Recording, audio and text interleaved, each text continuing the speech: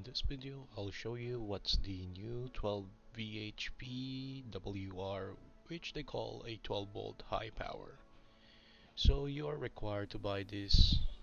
It's optional, but it's convenient because the new power supply doesn't have this kind of new cable as for the moment if you buy or if you own like an old power supply.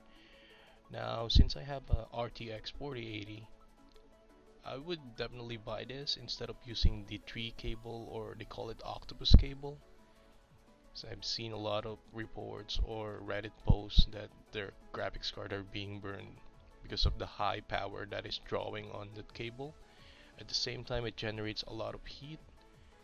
So I kind of run to the CORSAIR website to buy one, and definitely it's really good if you compare it to the octopus cable, because as you can see on this video, you need like 3 pcie and it's a shorter one, so it's not good if you want like a good cable management. So as a comparison, you only need like 2 pcie on this 12 volt high power cable for CORSAIR, and some of the pin are missing, but I think that's how they used to work, or yeah. If you have any idea, just tell me in the comment section below. This power cable is the ultimate solution for the high power graphics card, at the same time for more cautious and for more convenient use. If you like cable management or something like that, this is the cable for you. Now let's jump into the transition of power supply from 750 watts going to 1000 watts. So it's not enough, I guess, so I tried to be safe.